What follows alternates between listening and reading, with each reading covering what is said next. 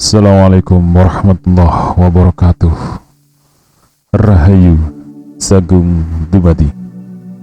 Masih bersama kami di channel Babat Nusantara.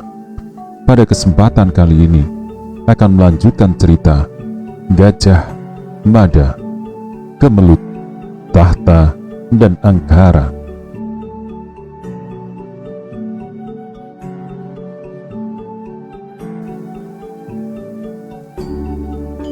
Demikian pula dengan Ibu Ratu Narendra Duhita yang harus diusung di atas tandu yang dipikul oleh 4 orang prajurit perkasa. Sebagaimana Ibu Ratu Gayatri yang memilih berjalan kaki, demikian pula dengan Ibu Ratu Pratsnaparamita yang murah senyum sambil melambaikan tangan kepada segenap rakyatnya, memilih berjalan dan ada kalanya menyempatkan menerima uluran sembah mereka. Di belakang Ibu Ratu Pratsnaparamita berbaris dalam kelompok terpisah para pejabat istana, termasuk diantaranya para pemuka masing-masing agama. Samenaka yang memangku jabatan sebagai Dharmadhyaksa Ringkasogatan berjalan berdampingan dengan pemuka agama Siwa dan Hindu.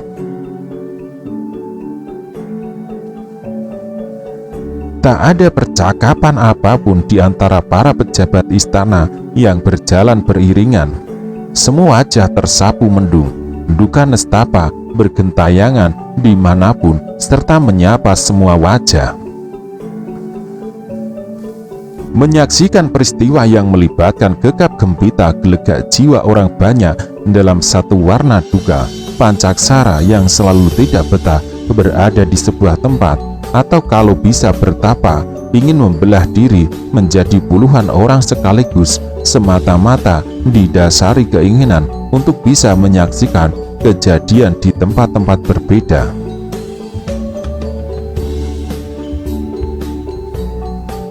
Pancaksara menutupi tubuhnya dari terik matahari dengan caping lebar, serta jenis pakaian yang menjadi ciri khasnya.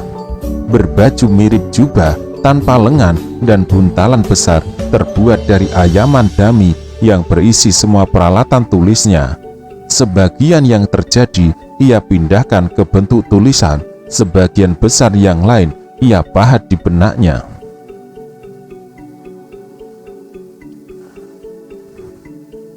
Ruas jalan yang lebar menuju balai prajurit penuh sesak. Lautan manusia mengombak karena saling desak ingin mendekat, menyebabkan Gajah Mada merasa cemas. Pembunuhan yang terjadi di malam sebelumnya menimbulkan tanda tanya yang belum diketahui jawabnya. Apa sebenarnya sasaran utama dari peristiwa itu? Dalam tumpahan lautan manusia macam itu, bila seseorang mengayunkan pisau atau anak panah, akan sulit ditangkap atau diketahui jati dirinya. Kecemasan yang demikian dibaca pula oleh Gajah Enggon. Melihat tumpahan lautan manusia itu, segera mendorongnya memberi perintah yang disalurkan melalui anak panah sanderan yang melesat, memumbung, memanjat langit dengan suara berdesing, melengking tinggi. Sangat memahami makna dibalik isyarat anak panah sanderan itu. Segenap prajurit yang tak hanya dari kesatuan Bayangkara, tetapi juga prajurit dari kesatuan lain makin meningkatkan kewaspadaan. Seorang prajurit Bayangkara sebagaimana perintah Patih Daha Gajah Mada secara khusus terus menempatkan diri tidak jauh dari Raden Cakradara. Prajurit candi itu bukanlah prajurit sembarangan, karena ia termasuk cikal bakal kesatuan pengawal raja untuk terus menempel melekat kepada Raden Cakradara. Senopati Gajah Enggon menempatkan Bayangkara Gajah Geneng, sementara itu untuk selalu melekat kepada Raden Kudamerta. Senopati Gajah Enggon memasang macan liwung. Sedangkan anggota pasukan Bayangkara yang lain disebar dalam penampilan penyamaran melindungi dengan amat rapat. Hanya beberapa saja yang secara nyata tampil berpakaian kebesaran Bhayangkara, disiram oleh hangatnya udara yang cenderung panas dan menggigit, bahkan berkesanggupan membakar kulit meski terhambat oleh banyak orang yang berjejal-jejal. Kereta layar itu makin mendekati balai prajurit.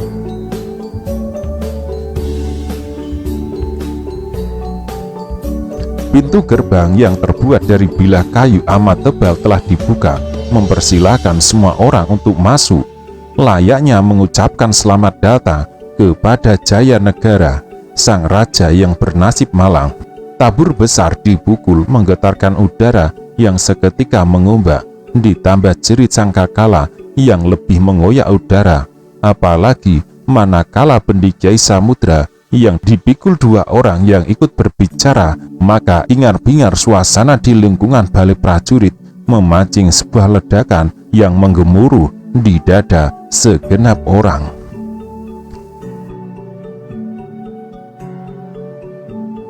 Kecintaan yang demikian besar terhadap Sang Prabu Srijaya Negara, yang mungkin sebagian besar karena kenangan terhadap ayahnya yang amat dihormati dan disuyuti, menyebabkan seorang lelaki yang berdiri di bawah pohon gurdo mendadak menjerit dan berteriak keras untuk kemudian semaput kehilangan semua kesadarannya. Ternyata tak hanya kakek tua itu yang semaput. Kali ini seorang perempuan di sebelah kiri gapuro bentar yang merupakan pintu tengah melekat pada dinding pagar bagian dalam yang mengelilingi balai prajurit bagian dalam. Sudah terkuras habis air mata perempuan itu sejak pertama ia menerima kabar kematian Sang Prabu. Sempurna kesedihan perempuan itu dengan semaput pula. Malang bagi perempuan itu bila kakek tua segera ditolong oleh banyak orang yang menggotongnya beramai-ramai. Sebaliknya, perempuan itu tidak ada yang menolong karena tak ada yang melihat ia pingsan. Tempat ia berada terlindung oleh semak-semak. Namun beberapa jenak kemudian, perempuan yang pingsan itu siuman dengan sendirinya dan bergegas merapat sebagaimana orang lain. Jerit tangis dan orang pingsan ada di mana-mana, yang umumnya benar-benar didorong oleh rasa kehilangan dan kesedihan yang luar biasa. Namun ada pula orang yang semaput dengan alasan yang berbeda. Orang itu bahkan seorang laki-laki dengan tubuh besar dan tinggi kekar. Karena berada di tempat yang salah, orang itu mendapat tekanan dari orang-orang di belakangnya, juga mendapat tekanan dari arah kanan dan kirinya. Sialnya, orang-orang di depannya tiba-tiba mundur dan mengimpit dirinya. Maka makin berkunang-kunang orang bertubuh gagah itu setelah sebelumnya sudah berkunang-kunang cukup lama.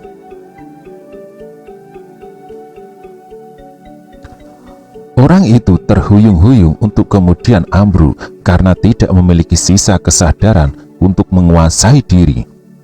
Ia ambruk menimpa orang di belakangnya yang ikut ambruk dan ambruk. Setidaknya ada 5 orang yang ikut ambruk akibat tertimpa orang itu. Namun hanya orang itu yang bernasib sial terinjak-injak tubuhnya oleh orang yang benar-benar berjejal. Akhirnya Rata Pralaya berhasil melintasi gerbang tengah berupa pintu kayu yang dipahat dalam bentuk candi bentar mirip dengan candi Wringin Lawang. Hanya bedanya pintu berbentuk candi bentar ini berukuran lebih kecil dengan jarak satu dan lainnya tidak begitu jauh. Maka bisa dibayangkan betapa sulitnya para prajurit dalam melaksanakan tugas mengamankan segenap kerabat istana. Berjejal-jejal para kawulo mendekat didorong keinginan menyentuh kereta. Tangis mereka yang didendangkan bersamaan menimbulkan suara mendengung mirip suara lebah, atau mungkin sama sekali tak mirip dengan suara lebah. Tak jauh dari tempat itu di salah satu dahan pohon nangka, ratusan atau mungkin ribuan ekor lebah yang menempati sarang berbentuk gentong kebingungan oleh suara yang aneh itu. Mereka beranggapan suara tangis yang dilakukan beramai-ramai itu sama sekali tidak mirip dengan suara mereka. Di antara banyak orang itu, seseorang sebenarnya ingin ikut menyumbang tangis meski sekedar pura-pura. Orang itu berusaha mengeluarkan tangis dari mulutnya, tetapi tidak bisa. Mengeluarkan air mata dari kelopak matanya mungkin sulit, namun aneh kalau sekedar menangis pura-pura ternyata tidak bisa. Tangan kanan orang itu berada dalam keadaan siaga. Apabila sebuah pisau jatuh dari dalam lengan bajunya, maka telapak tangan itu akan melanjutkan melempar mengayunkan pisau itu ke arah sasaran. Orang itu adalah Rubaya, sementara orang yang menjadi sasarannya adalah Raden Kudamerta. Pisau itu diharap menghujam ke dada sasarannya. Dilakukan perbuatan itu karena ada orang yang terlalu tinggi dalam membangun angan-angan. Untuk menggapai cita-citanya, maka suami Dyahwiyat Raja Dewi Maharajasa harus mengalami nasib buruk. Untuk menggapai angan-angannya, setidaknya telah beberapa nyawa terbunuh. Tak jauh dari Rubaya, seorang lelaki dalam dandanan lelaki tua berjalan amat kesulitan yang dilakukan dalam kepura-puraan agar ia dikira benar-benar telah tua renta. Namun, setua apapun orang itu mampu mengatasi tekanan orang yang berjejal berimpit-impitan.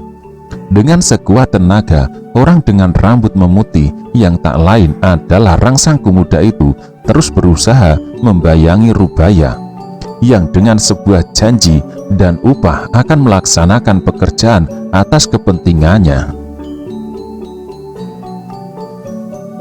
Di halaman balai prajurit yang cukup luas, upacara penghormatan kepada Srijaya Negara akan dilaksanakan. Upacara keprajuritan yang akan dilanjutkan dengan pembakaran layon itu akan dipimpin Patih Daha Gajah Mada yang telah mengenakan pakaian kebesarannya. Tepat di depan tumpukan kayu yang disusun tinggi dikibarkan bendera gula kelapa setengah tiang sebagai pertanda negara bergabung. Seorang prajurit dengan pangkat senopati memegang cihna, lambang negara berbentuk buah maja dengan latar belakang kain yang dibatik bercorak gringsing lobheng luwih laka yang melatari gambar Wilwo. Tak jauh darinya, seorang prajurit menabuk genderang dengan irama berderap. Tak seorang pun yang duduk, tidak ada dampar yang disiapkan untuk acara itu. Bahkan untuk Ibu Ratu Rajapatni Biksuni Gayatri sekalipun, semua mengikuti acara dengan berdiri. Patih Daha Gajah Mada yang akan memimpin jalannya upacara merasa telah tiba waktunya. Ia mendekati Ibu Ratu Rajapatni Biksuni Gayatri, manakala telah pada jarak dekat Gajah Mada memberikan sembahnya. "Ada yang ingin kau sampaikan, Gajah Mada?" "Hamba Tuan Putri Rajapatni," jawab Gajah Mada.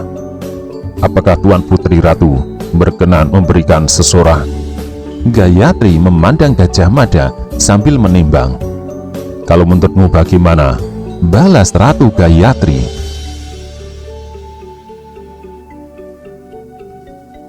"Hamba Tuan Putri," jawab Gajah Mada, "menurut hamba, oleh terjadinya beberapa pembunuhan semalam yang masih belum diketahui apa maksudnya, maka hamba berpendapat sebaiknya Tuan Putri Ratu tidak memberikan sesorah."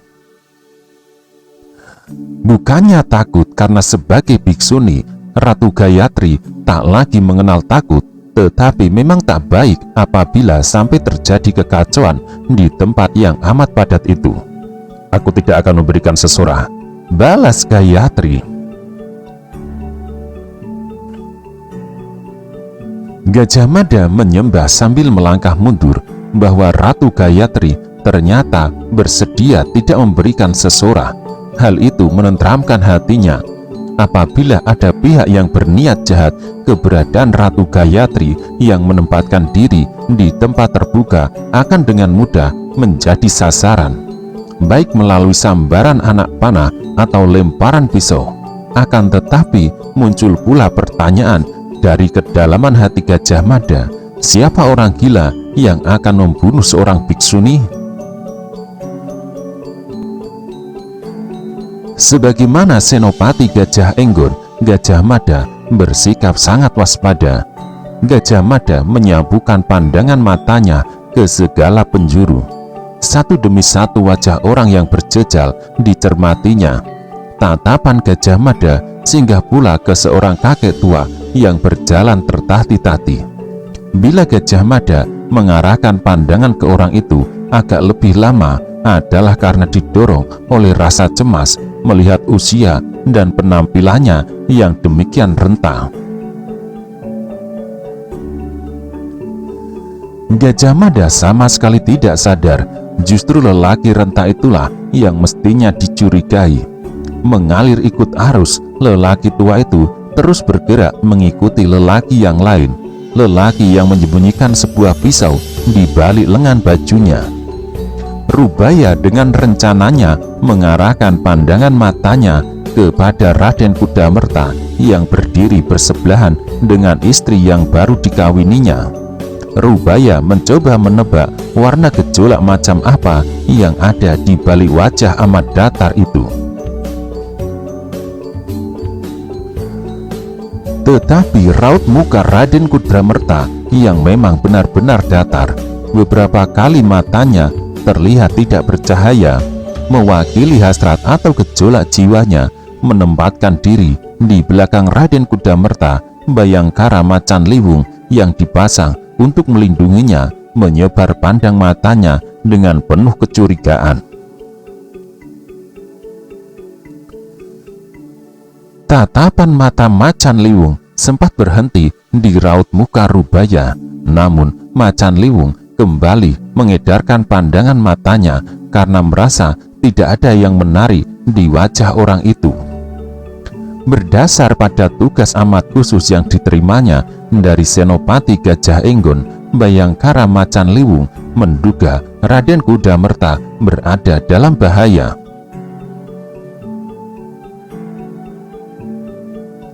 Tak jauh dari Raden Kudamerta dan Dyahwiyat, Raden Cakradara dan Sri Gitarja berdiri bersentuhan lengan. Dengan sesekali Sri Gitarja menyentuhkan jari tangannya ke jari tangan laki-laki yang sejak semalam telah sah menjadi suaminya itu. Sri Gitarja terlalu begitu cantik, namun daya tahannya tidak sekuat adiknya. Sinar matahari yang menggeretaki mukanya menyebabkan merona merah dengan bintik-bintik keringat di kening dan punggungnya. Di belakang pasangan suami istri itu, gajah keneng yang dipasang untuk selalu melekat kepada mereka berada dalam kesiagaan tertinggi.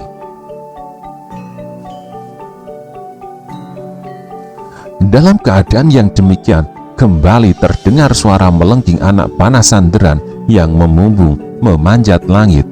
Kali ini membawa jejak asap di lintasannya dengan warna hitam. Itulah isyarat dari Senopati Gajah Enggon yang ditujukan kepada para Bayangkara untuk makin meningkatkan kewaspadaan. Isyarat itu juga ditujukan kepada pasukan dari Kesatuan Jalapati dan Sapu Bayu untuk bersiaga pula. Mata para prajurit yang semula telah melotot makin melotot. Derajat kewaspadaan mereka kian meningkat.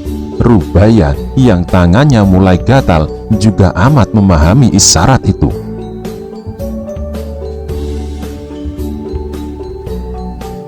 Dari kereta kuda, jasad Sang Prabu Pralaya Srijaya Negara diturunkan oleh beberapa orang.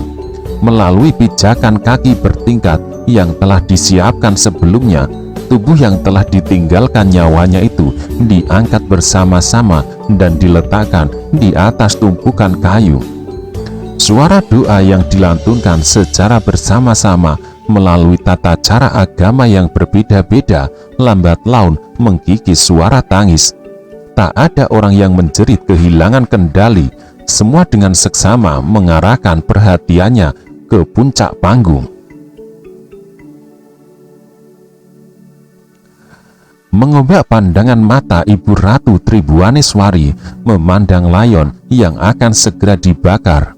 Demikian pula Ibu Ratu Narendra-Duhita merasa matanya berkunang-kunang, tetapi dengan sekuat tenaga janda Raden Wijaya itu bertahan. Di tempatnya berdiri dengan dikelilingi prajurit Bhayangkara yang menjaga muka dan belakang. Samping kanan dan kirinya, Ibu Ratu Rajapatni Bhiksuni Gayatri telah siap mengikuti rangkaian upacara penghormatan terakhir yang akan disusul pembakaran layon. Wadyo bolo, sumadyo, tadyo. Terdengar suara teriakan sangat keras. Serentak para prajurit yang telah pasang gelar upacara bersikap sempurna di tempat masing-masing. Suara lantang itu berasal dari mulut Patidaha Gajah Mada yang menempatkan diri sebagai pimpinan upacara. Tidak hanya para prajurit yang seketika tutup mulut, segenap rakyat pun demikian. Penuh perhatian mereka mengikuti rangkaian upacara yang terjadi. Dipimpin oleh Patidaha Gajah Mada, diiringi suara genderang yang ditabuh berderap memanjang, penghormatan secara keprajuritan diberikan kepada Srijaya Negara. Degup jantung siapapun terasa berhenti berdenyut ketika peristiwa utama itu terjadi. Apalagi ketika obor mulai dinyalakan dan masing-masing berada di tangan keluarga raja. Lunglai Ibu Ratu Tribhuwaneswari ketika kepadanya diserahkan obor yang sudah menyala. Ibu Ratu Tribhuwaneswari ternyata tidak punya cukup kesadaran untuk melaksanakan pekerjaan itu. Namun Ibu Ratu Narendra-Duhita dan Ibu Ratu Pratsnaparamita mampu memegang gagang obor itu menggunakan sisa kesadaran yang masih dimiliki dan bersiap diri untuk bersama-sama dengan yang lain menyalakan tumpukan kayu yang telah dibasahi dengan minyak kental kehitaman yang secara khusus didapat dari sebuah sumur di wilayah Tuban. Demikianlah ketika Ibu Ratu Rajapatni Bhiksuni Gayatri tidak memberikan sesorah, rangkaian acara itu dilanjutkan dengan pembakaran layon. Diawali Ratu Rajapatni Bhiksuni Gayatri yang menyalakan pertama kali, disusul oleh para ibu ratu yang lain. Cukup tegar Sri Gitarja ketika menyulutkan lidah api obornya. Ternyata tak demikian dengan Dyahwiyat Raja Dewi Maharajasa. Beban berat yang disangganya akhirnya lepas tersalur melalui acara itu. Air matanya membanjir berleleran ketika lidah api obornya memberi sumbangan nyala yang berkobar melahap tumpukan kayu. Panas yang timbul terasa menyengat. Asap membumbung yang semula berwarna hitam keputihan dan cukup mengganggu mata akhirnya menghilang karena tumpukan kayu akhirnya terbakar dengan sempurna.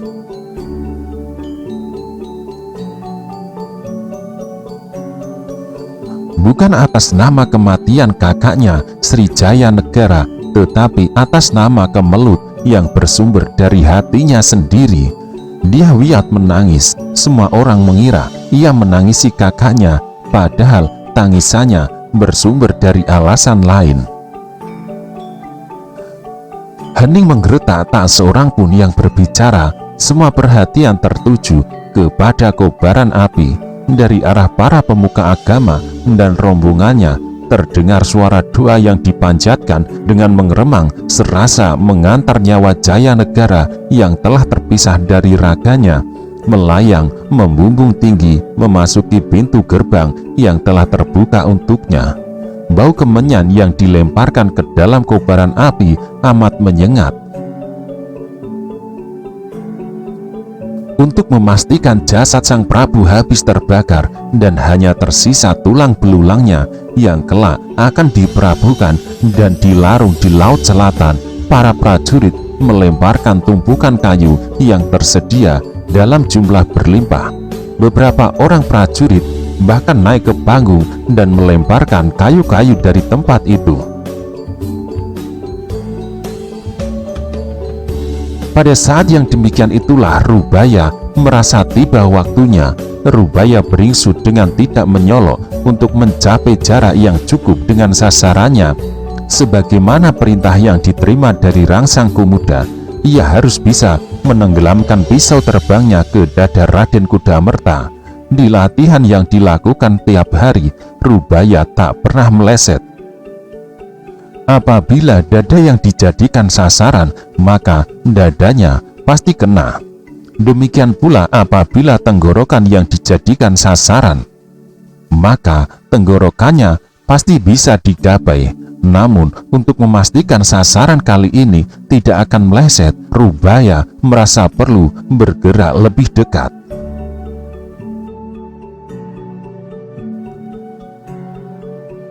Aku lempar pisauku, dan secepatnya aku membuat kekacauan supaya bisa lolos dari tempat ini, kata hati Rubaya atas nama rencana yang akan dilakukan. Macan Liwung yang bertanggung jawab atas keselamatan Raden Kudamerta dan istrinya mulai merasakan bau bahaya yang akan mendekat. Karenanya Bayangkara Macan Liwung berada pada puncak kewaspadaannya. Demikian pula dengan Gajah Geneng, matanya melotot nyaris sejengkal.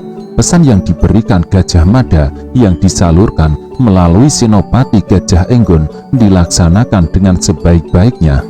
Akan tetapi, rupanya ada pihak lain yang ingin ikut bermain pula. Pihak yang merasa harus bertindak atas nama panggilan jiwa. Dengan penampilan yang sederhana, orang itu tak ubahnya orang kebanyakan.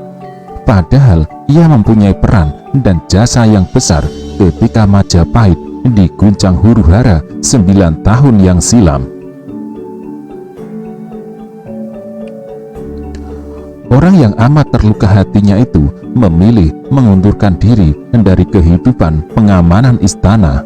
Di sebuah rumah sederhana di luar dinding kota raja, ia bertani. Kini, karena sebuah alasan menyebabkan orang itu harus ikut campur. Dengan tak menarik perhatian, orang itu terus berjalan yang ada kalanya harus melawan arus. Pusat perhatian tertuju pada api yang makin berkobar dan kian menjadi melalap tubuh Srijaya Negara. Ledakan-ledakan terjadi karena di antara kayu-kayu yang digunakan terdapat ruas bambu kering. Panas menyebabkan udara dalam batang bambu mekar yang ketika makin memuai berkesanggupan memecah batang bambu itu dengan ledakan yang cukup keras. Manakala ledakan keras itu pertama kali terjadi, memang mengkagetkan siapapun. Namun ledakan-ledakan berikutnya justru ditunggu-tunggu kehadirannya. Saat semua perhatian sedang terpusat, macam itulah Rubaya merasa telah tiba waktunya. Dengan memutar pergelangan tangan, pisau yang semula tersimpan di balik lengan bajunya melorot turun dengan gagang menempatkan diri di telapak tangan. Rubaya mencari kesempatan dan saat ledakan batang bambu yang terbakar terulang kembali, dengan perhitungan cermat ia mempersiapkan diri mengayunkan pisaunya. Dengan ayunan kuat ia melempar, namun pada saat bersamaan orang tak dikenal, orang yang merasa terpanggil hatinya karena kata hati nurani, orang itu yang terus menempel segera melompat dan menerjang. Dengan hantaman tangannya ia berusaha mencegah ayunan pisau, tetapi orang itu sedikit terlambat. Pisau itu telah terlanjur melesat. Raden Kudamerta yang menjadi sasaran bidik terhenyak manakala merasakan sakit yang datang dengan tiba-tiba. perih yang bukan kepalang terasa di dada kirinya, yang ketika dengan cermat ia perhatikan ternyata berasal dari sebilah pisau yang tertancap di dadanya. Tertunduk Raden Kudamerta menahan nyeri, menyebabkan Dyahwiyah terkejut dan mendekapnya dengan segala kebingungan. Dengan terginas Macan Liwung yang merasa kecolongan mencari-cari dari mana asal pisau yang melesat itu. Bayangkara Macan Liwung segera meloncat ke sumber kegaduhan yang terjadi di arah kanan. Tiba-tiba saja terdengar teriakan, entah siapa yang berteriak menunjuk kepada Rubaya yang kebingungan. "Orang itu pelakunya!" Rubaya memang layak kebingungan karena rencananya berantakan. Rubaya tak mungkin menyelamatkan diri dengan membuat kegaduhan dan menerobos orang-orang yang berjejal-jejal karena tangannya terkunci di telikung ke belakang. Rubaya berusaha meronta, namun makin ia meronta, pangkal tangannya terasa sangat sakit. Rubaya menoleh untuk melihat siapa orang yang melakukan perbuatan itu, namun Rubaya merasa tidak mengenal orang itu. Macan Liwung tercekat dengan leher terasa tercekik. Macan Liwung terkejut melihat siapa yang memberi sumbangan peran menangkap pelempar pisau. Justru karena itu Macan Liwung malah terdiam. Kemunculan orang itu setelah sekian tahun menghilang sungguh mengagetkan.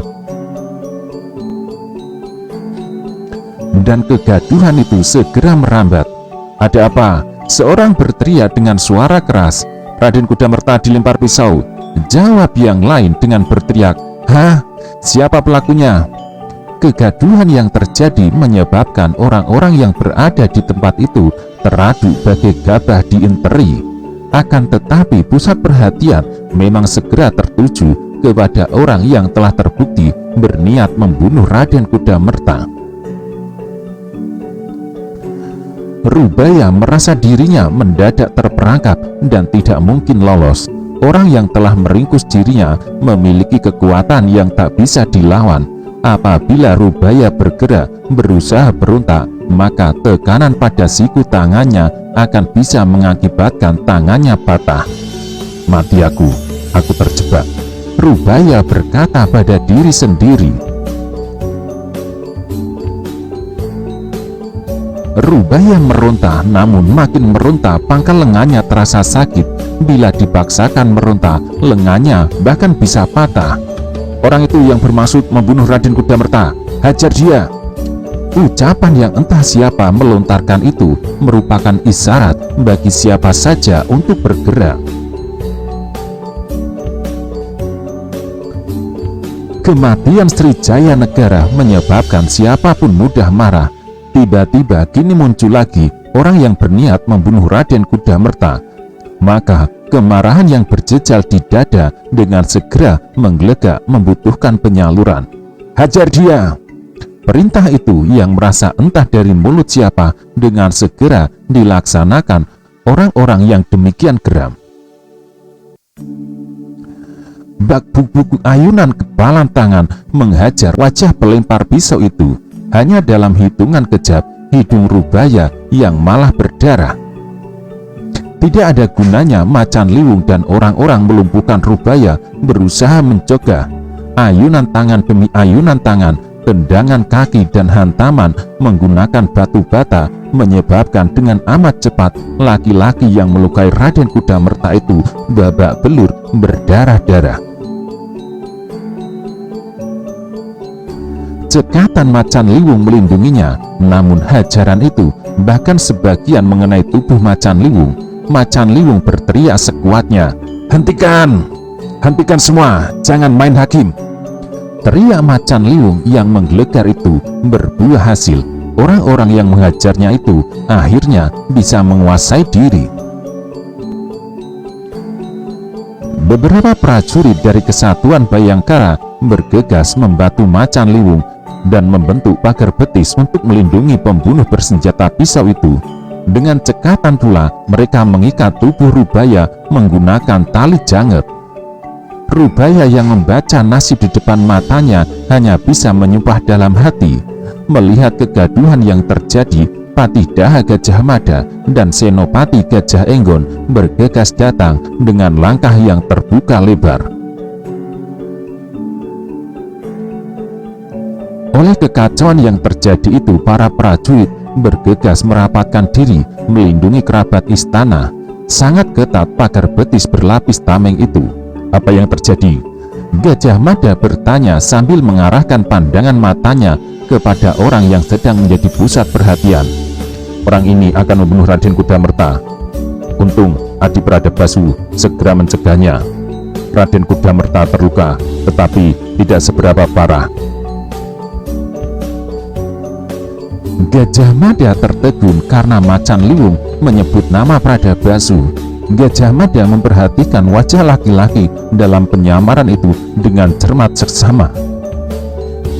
Demikian juga dengan Gajah Enggon, tidak mengalihkan perhatiannya. Cukup lama Pradabasu menghilang, lebih dari 5 tahun Pradabasu tidak berada dalam kesatuan pasukan Bayangkara lagi. Orang itu kini muncul lagi membawakan peran yang mengagetkan.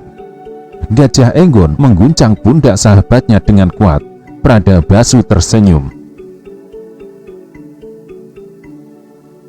Aku nyaris tidak mengenalimu, Pradabasu, berkata Gajah Mada. Pradabasu tidak menjawab, tersenyum pun tidak.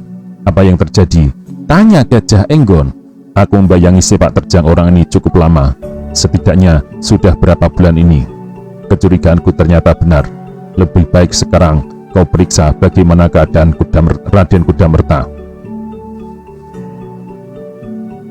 Aku khawatir pisau yang digunakan orang ini beracun.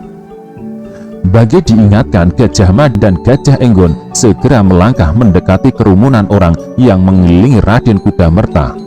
Bersimbah darah dada kiri suami Dyahwiyat itu, namun Gajah Mada melihat luka itu tidak terlampau berbahaya. Dengan cekatan Dyahwiyat melakukan langkah-langkah perawatan suaminya. Pisau yang menancap telah dicabut.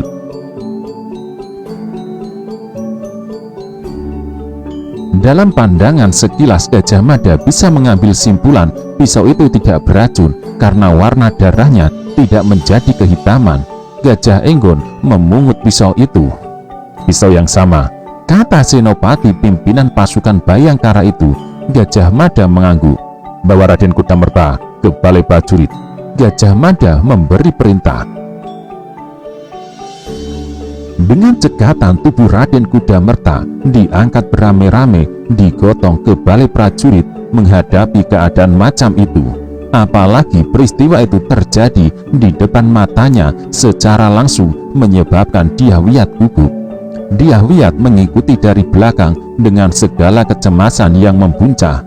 Melihat Raden Kudamerta bersimbah darah, para ibu ratu yang akhirnya melihatnya menjadi terkejut.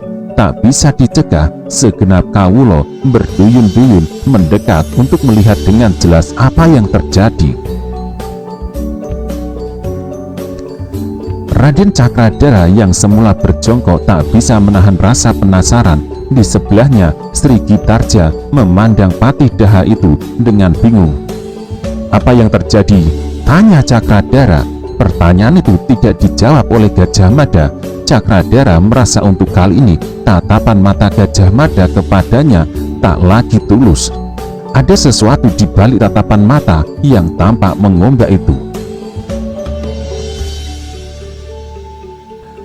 Mereka yang dalam semalam menjadi korban adalah orang-orang dekat Raden Kudamerta. Sementara Raden Kudamerta sendiri juga menjadi sasaran yang untungnya luka yang dialaminya tidak terlampau berbahaya karena Pradabasu muncul di saat yang tepat.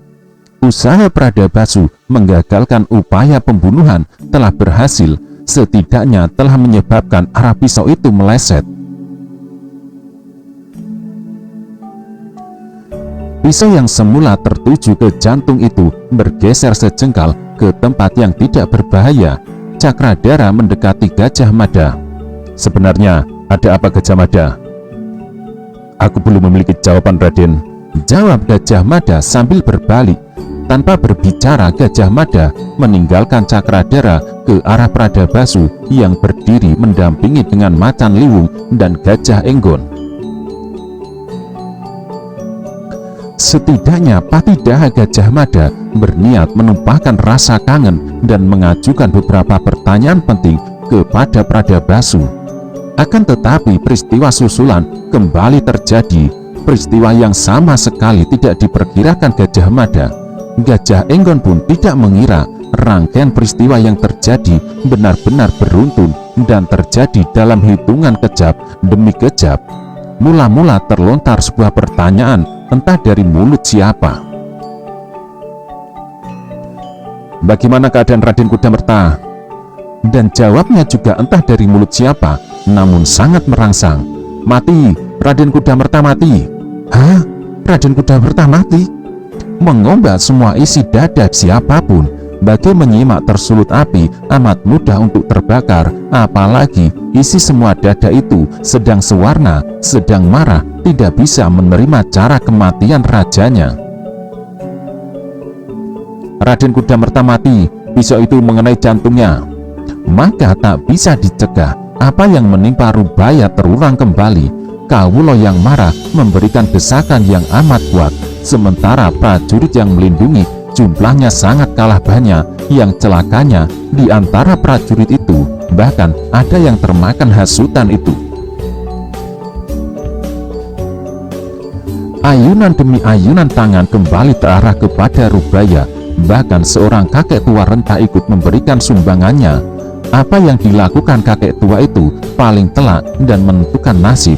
Orang itu menyeringai dengan mata terbelalak ketika memasukkan ular kecil saja ke balik baju Rubaya, padahal ular itu berjenis weling. "Gila kau, apa yang kau lakukan ini?" Rubaya meletup sambil berusaha berontak, namun tidak berguna ia berontak. Laki-laki tua itu, ia Rangsang Kumuda, tersenyum penuh arti. Rangsang Kumuda bergegas menjauh sambil dengan segera membasuh kesan apapun dari raut mukanya. Rangsang Kumuda sadar apabila Rubaya sampai tertangkap dan bisa dikorek semua keterangan dari mulutnya, hal itu akan membahayakannya. Apalagi apabila Rubaya membuka simpul hubungannya dengan Raden Kudamerta. Oleh karena itu, sebagaimana yang lain, orang-orang yang menjadi mata rantai yang menghubungkan dengan dirinya harus dipangkas. Dengan kematian Rubaya, tak seorang pun yang bisa menjelaskan siapa sebenarnya Rangsang Kumuda. Rubaya menglihat, namun justru karena ular weling itu mematuknya. Bisa ular weling adalah jaminan bagi siapapun yang terkena pasti mati. Tak ada penawarnya, tidak ada pula obat yang bisa digunakan menyembuhkannya. Rubaya terbelalak, meronta sangat kuat, dan dengan segera warna tubuhnya berubah menjadi kebiruan. Nafasnya dengan segera tersengal, untuk kemudian dengan cepat tubuhnya membeku. Namun, keadaan yang sudah demikian tidak menyebabkan semua orang berhenti menganiayanya. Seorang mengambil bata merah, diajarkan bata merah itu ke kepalanya. Seorang lagi yang memegang kayu, mengayunkan kayu itu ke tubuhnya. Seorang yang lain lagi, kebetulan ia memiliki tangan yang besar dan kekar. Sekuat tenaga ia ayunkan kepalan tangannya, menghajar hidung. Rubaya berdarah-darah. "Berhenti!" Gajah Mada yang berhasil mendekat berteriak keras, namun bahkan perintah yang diberikan Gajah Mada itu tidak digubris. Orang-orang Kalab yang benar-benar marah karena rajanya dibunuh, yang bertambah marah karena mendengar Raden Kudamerta juga dibunuh. Kemarahannya butuh penyaluran. "Berhenti! Berhenti! Jangan lakukan itu!" Gagak Enggon ikut berteriak. Teriakan Gajah Enggon juga tak dipedulikan. Semua telinga tiba-tiba tidak mendengar apapun. Kata hati yang butuh penyaluran yang terdengar jelas dan harus dilaksanakan menyebabkan telinga menjadi buntu. Semua orang sepakat untuk budak. Yang berhasil membubarkan mereka dan memaksanya untuk mundur justru ular yang keluar dari sela kancing baju yang dikenakan orang dihajar beramai-ramai itu. Melihat ular yang sebenarnya berukuran pendek saja itu membuat bubar mereka yang kalap. Semua orang tahu ular jenis weling yang memiliki ciri-ciri warna hitam dan putih berselang-seling merupakan binatang melata yang paling mematikan. Tak ada dan belum ada sejarahnya manusia yang mampu bertahan hidup bila dibatu oleh ular itu. Ular, ada ular keluar dari tubuhnya. Trenggina, salah seorang prajurit, mengayunkan pedangnya menebas binatang melata yang kebingungan dan berusaha merayap itu. Memanfaatkan waktu, para prajurit segera membentuk pagar betis. Namun, apalah artinya pagar betis itu karena orang itu sudah tidak bernyawa, tak ada nafas dari mulutnya. Gajah Mada benar-benar jengkel. Gajah Mada yang berdiri di sebelah mayat itu menjadi pusat perhatian. Orang ini mati dan pelakunya harus dituntut di hadapan Utara Manawa, teriak Gajah Mada dengan suara menggelegar. Mendadak saja datangnya kesadaran itu dan mendadak pula gemuruh amarah yang semula meluap-luap beralih warna. Warna susulannya adalah ketakutan, cemas, karena Gajah Mada pasti akan menyeret pelaku pembunuhan beramai-ramai itu dan mengadili mereka menggunakan kitab undang-undang Utara Manawa. Maka jurus yang mereka gunakan adalah jurus menyelamatkan diri, jurus lari terbirit-birit. Gajah Mada membalik mayat yang tengkurap. Gajah Mada saling lirik dengan Gajah Enggon. Kematian orang yang tertangkap basah berencana membunuh Raden Kudamerta itu bukan karena pengeroyokan beramai-ramai, tetapi lebih karena dipatu ular weling itu. Gajah Mada benar-benar marah. Tindakan tanpa kendali itulah yang disesalkannya. Kekacauan yang timbul dimanfaatkan oleh orang yang tak dikenal, orang yang sama dengan membunuh Bayangkara Lembang Laut, menilik cara membunuh yang amat khas menggunakan ular yang sangat beracun. Gajah Enggon menggumam, rupanya masih ada orang yang mampu bermain-main dengan ular setelah Ratanca. Gajah Mada tidak menoleh, tatapan matanya lurus. Bisa jadi Ratanca telah mewariskan ilmunya itu kepada orang lain.